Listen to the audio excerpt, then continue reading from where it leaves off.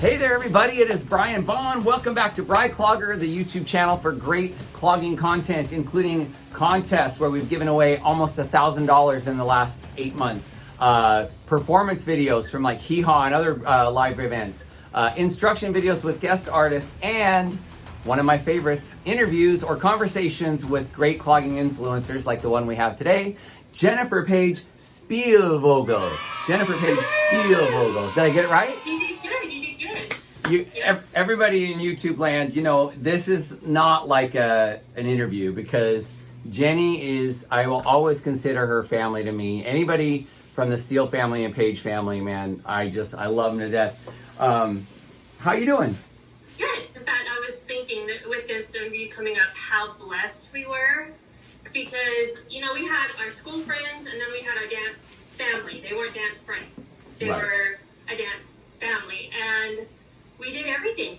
I mean, from letting day in, day out, I mean, through the ups and downs and goods and bad, and we were so lucky. We did, I was thinking back, there was one year we did 3 tours in one summer. Yeah. 3 big ones. Like, we went to South Carolina, we did Fontana, or it might have been Silver Dollar City. Silver Dollar City, yeah. And then we did Canada. Yep. We did the Calgary Stampede, and then we did Nashville. We did the Hee Haw competition, all in like 3 months, and it was amazing. And we drove every one of those places we drove to.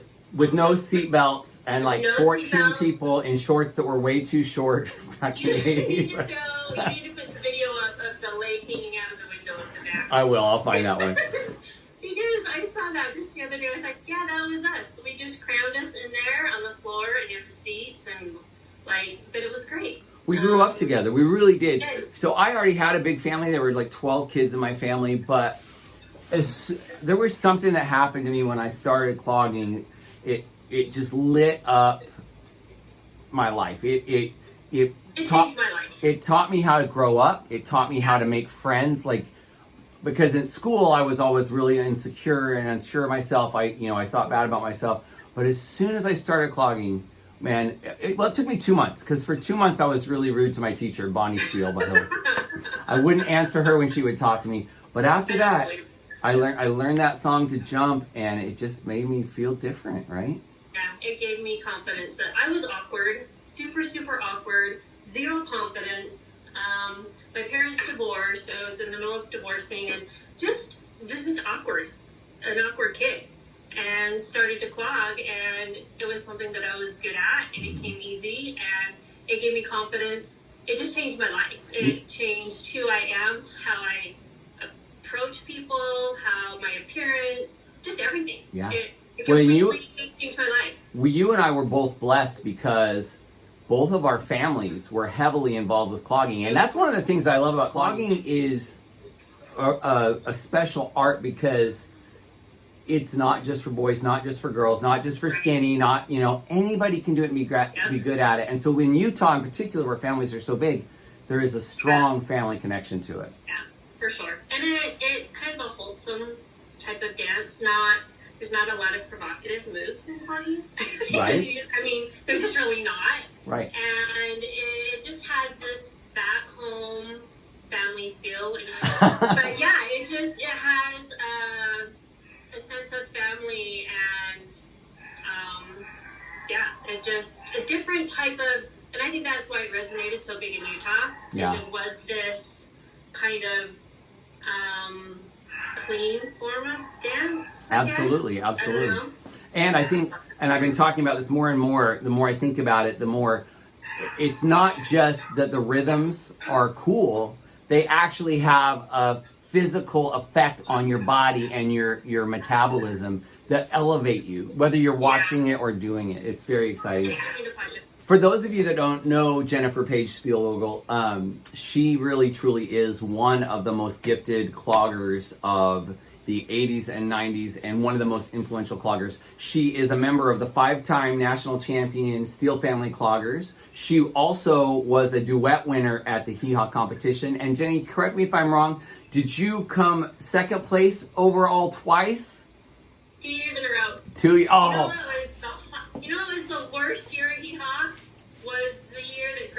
then I took first runner-up, and then I took freestyle first runner-up. And it was awful because what they do, I don't know, a lot of people that competed know this, but they take the top 10. Once you make the top 10, you all go backstage. And then they call back 9th, 8th, 7th. So they're all leaving backstage. And then you're just back there with one other person. It's just you and that other person, or you and that other duet. And then when they call your name and you made it that close, it was the worst. So one of the best years I ever did in rankings was the hardest, because coming first runner-up is the worst. I'd rather take fourth or fifth. Jennie, I may be wrong, but I think you appeared on Hee Haw more than any of the other competition cloggers. Because I did 5. I think Sherry Glass was 5 between solos, duets, and a team win that she did. Mm-hmm. But you may be the most featured clogger on Hee Haw, which is quite a thing. It was pretty cool. It was an amazing time. And I was blessed to have Grant as a partner, and you know, it was special. We were really part of a special time of clogging. Yeah. Period. Because I don't know, there's not been a competition since it's brought the East and the West together like Hee Haw did. See, I was going to bring that up too, because Hee Haw was that magical time when we got all the cloggers in the country, whether they competed or not, knew what the Hee Haw competition was. That prize was so coveted. And not to take away from America's Got Talent, but it wasn't like you got cast on the show and then got to compete. No, you had to beat everybody to get to be on that show, right? And it was a big deal. It was a big deal. Yeah. It was very, very cool. And to top that off, you're competing on the Grand Ole Opry stage. Yeah. So, I mean, you're in the Grand Ole Opry Auditorium, you're on the stage, the whole feel is just, you're in Opryland, and it was magic. It was fun. And again, we were there with these people, Steele Family Cloggers, you guys. So at any given time, there were 12 to 16 of us on the main team, right? Almost all the guys were the same age. The girls were about the same age. I mean, 5 of us were named Brian. It was ridiculous. But we were all so close. Brian Evans did the later one. Brian Bond, Brian Steele, anyway, there's Brandon, Bruce, lots of bees, Bonnie. So tell me a little bit about Jennie wasn't just a competitor on Steele Family. Jennie, tell me, what was your role in what happened with Steele Family? Well, I started, I'll go to the very beginning. Bonnie and Brian. Yeah. Bonnie's my sister. Bonnie still is my sister, and Brian is my brother-in-law. You've interviewed them, so you kind of got their whole beginning and how they got into clogging. Yep. They're like, come be part of this group, and so I'm like, okay, sure. And then I found that it was something that came easy and I was good at. And then I started teaching for them when I was about 14. And I started doing private lessons with a lot of the people that have studios, our main dancers I taught. They came up kind of through me, which is, I kind of got to the point when I was about 20, I had won so much. I mean, I had done so much and have been so lucky between individuals and duets and teams that my joy didn't come from me winning anymore. It was my students winning. Yeah. And I found that was so much more rewarding. And so I kind of took a step back and out of the limelight and just let my kids and focused on my students. And then for 20 years, I did private lessons with kids. And so that was really rewarding. So I was a teacher. I took over Steele Family once Bonnie and Brian moved out of state and then kind of retired. I kind of took over and taught and did choreography and then had my own studios, and it's just been a big part of my life. I don't teach now. When Steele Family was doing Hee Haw, you worked with Bonnie and Brian on a lot of the choreography ideas, right? Like they had their ideas about it. Somewhat. I did all the music cutting. And then I did a little bit, but it was really mostly Brian. Wow. My biggest role was getting the students up to level. Yeah. I did private lessons with almost all of them. Yeah. So you Cher to Randy to all the leaders, like so many, just all of them. Yeah, because LaShare Vaudry from Fab Five, America's Got Talent, was on Steele Family, and her husband, Randy. I taught all of them private lesson wise and on teams, and yeah, just that's how old I am. I took only about, I'm not going to exaggerate, for freestyle. Now, you did teach me one duet, but for freestyle, I probably took a total of 5 private lessons. And of those, at least 2 or 3 were from Jennie. Jennie and Brian Steele are the only people that ever taught me private lessons. It was pretty, which meant that I trusted you a lot, right? Yeah. So I did a lot of teaching and a lot of private individual work, and then my own studios. So I had studios. My biggest point when I had the most students, I had a studio in Salt Lake and a studio in Heber, and between the two, I had about 200 students. That's awesome. But then, you know, once you're good and you're at the best and that high level, it became a job instead of a passion.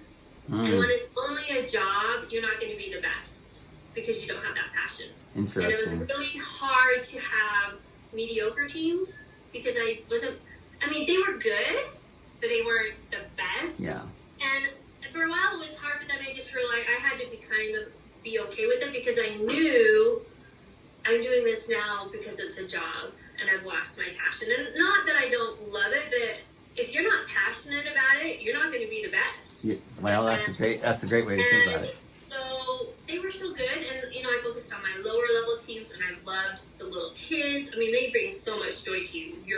You don't have as much stress because you're not focusing on, you know, the higher level top teams winning.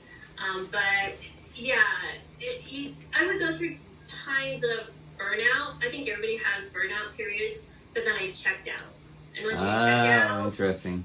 Then it is a different whole ball game because again, you kind of lost your passion once you check out. Interesting. And that the last couple of years was a little tough because I had checked out. And then I realized too, it's not fair to my kids, and I was staying for my students because I had taught so many of them and I love them, and you know, I did it for so long that then at that point you're like, they need to be somewhere where they're going to be pushed and have someone be passionate about what they're doing. It is hard sometimes because for me, coming from Steele Family Cloggers, having no experience and that being my first experience within a year, and like 2 months from when I started, we were on Hee Haw, right? Like I went from no experience to that intense, that passion we had for it. And then sometimes you're involved in groups of students, not because they're not good students and they don't want to clog, but they don't have that same connection that Steele Family had. Or,